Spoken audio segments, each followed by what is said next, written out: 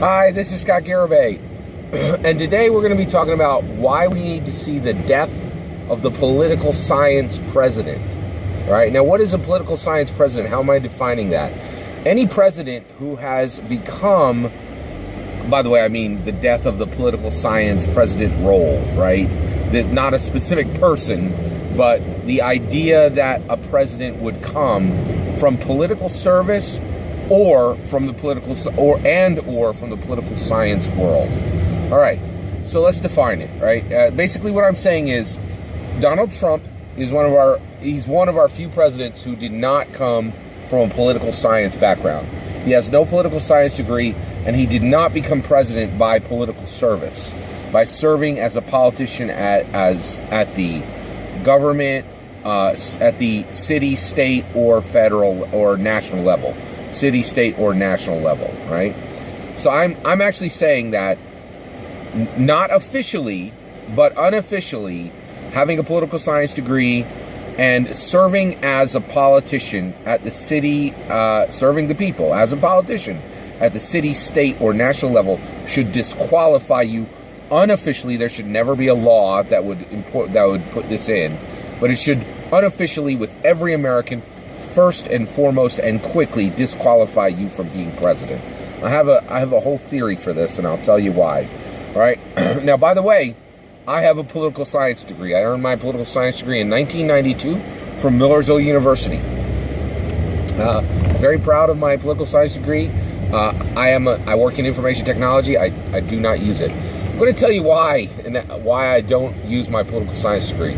So I was in my third year at Millersville University. I was earning my political science degree, and I was doing my intern work, right? And I worked for a Republican politician during my as an intern, right? And I remember distinctly, I did the work, right? And I watched the politician very carefully. And I'm not going to mention his name because this is about me, not him, right? And I don't think he's that different from many, many, many politicians. And basically, people would come up and they would ask him the pothole question. Hey, the pothole in front of my.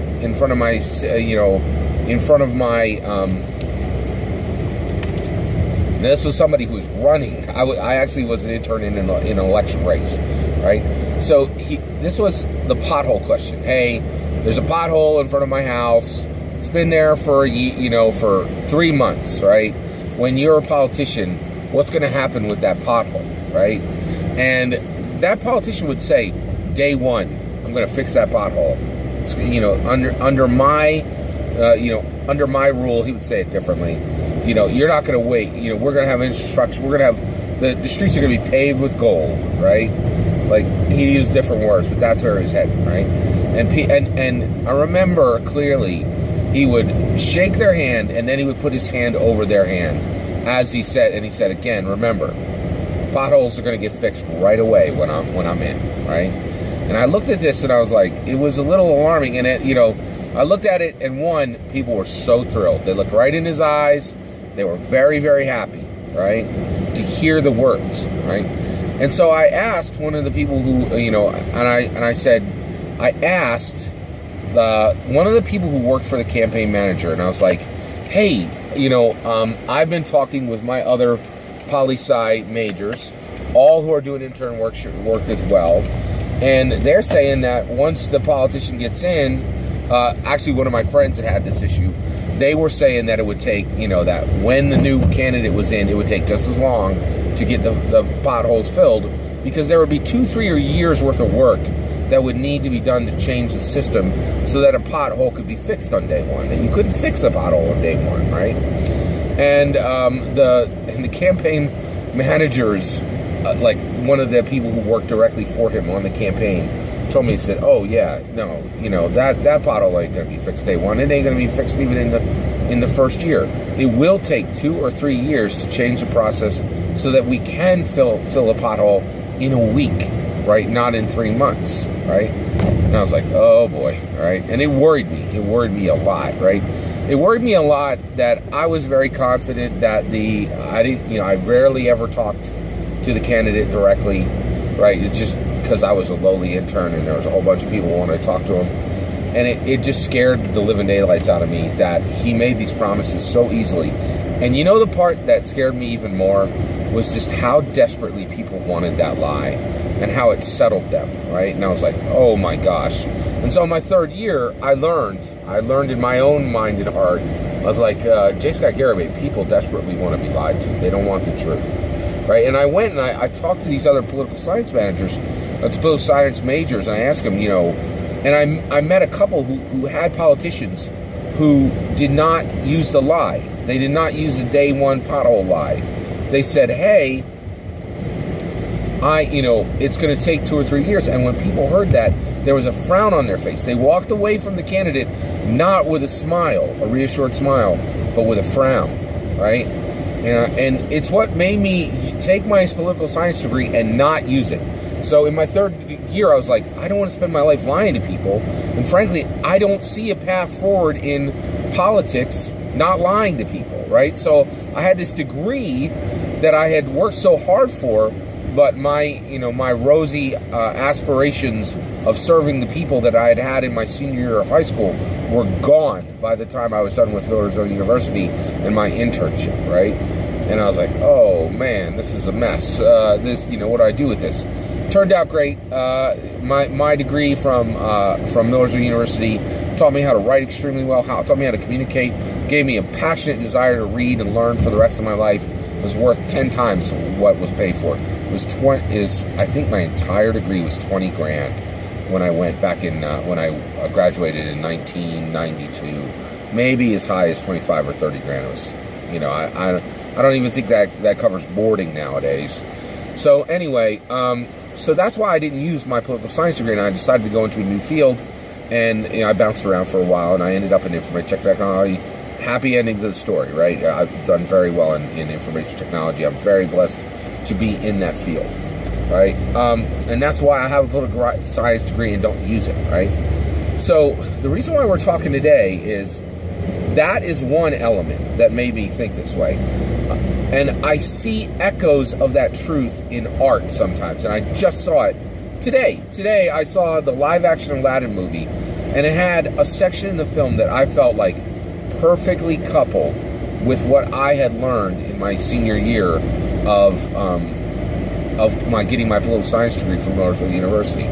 So basically, the genie. So Aladdin rubs the lamp. He's in the by the way, spoilers for Aladdin 2019 in this.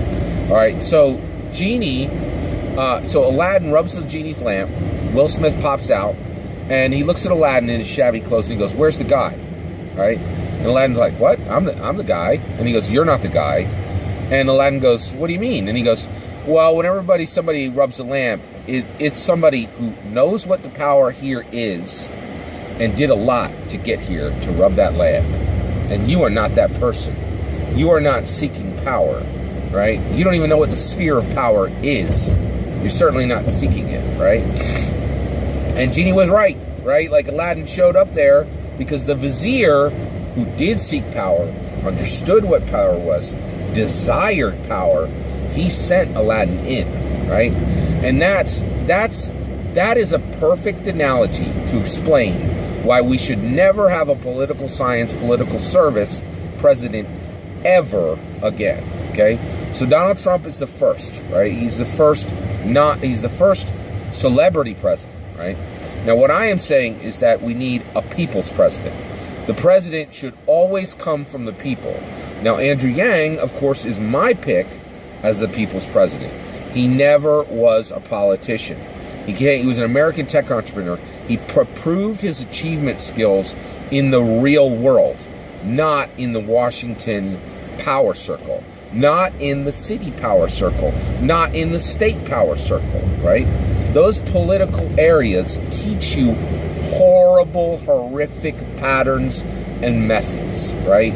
You learn that people desperately want to be lied to. American people. They desperately want the lie. They don't want the uncomfortable, inconvenient, complicated truth, right? And so, in my opinion, people who get political science degrees and then go and use them, right, and become politicians, they dive into that morass swamp of bad method, right? AOC is a perfect example of this. I think she's a very noble person, right? And I think she has a true loving desire for the American people. Every day she's a senator, she's a House, she's in the House. Every day she's a congressperson, her soul will shrivel. Every single day. Because every day she moves forward, it's already happened, right? What happened already? She brought out the Green Deal. The Republicans massacred her with it. It didn't even get a single Democrat vote, right? So her dreams were turned to ash in her mouth, right? And that's the issue. And her soul will continue to shrivel every day she stays there. Every single day, right? She will become a smaller, more hobbled, more shriveled, soulless human being. Every day she's a Washington insider, right? I pray for her. I really like AOC. I think I've never seen anything like her, right? But she's in that thick, tarry syrup of bad method right now, right? And so that's the thing is, so basically, anybody who goes to get a political science degree, anybody who goes into politics and stays there and wins elections and remains a politician, they are making it. They are making it specifically because they have taken on the bad method, right? They've learned to swim with the sharks, and now they are a shark, right? Now I'm more than willing. Point me to somebody who breaks this mold.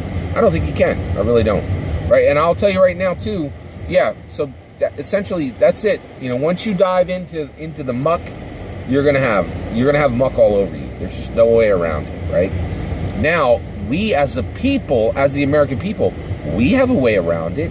We have a way to make sure we never have to deal with one of these shriveled, hobbled, soulless people to begin with, or somebody who was a shark to begin with, right? Like somebody who was covered in muck when they went to get their political science degree, who desperately wanted that sphere of power, who knew what it was and wanted to clutch it, right?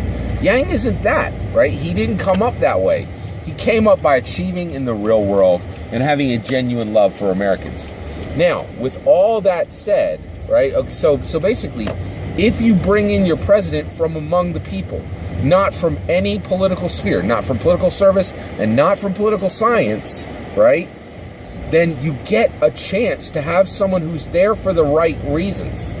They never really pursued the political, they never pursued the sphere of power from their beginning, right? They did something first. It's a much, much better way.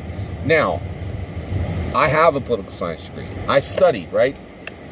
There's a very strong body of knowledge in a political science degree. A political science degree has value. A political scientist has value, okay?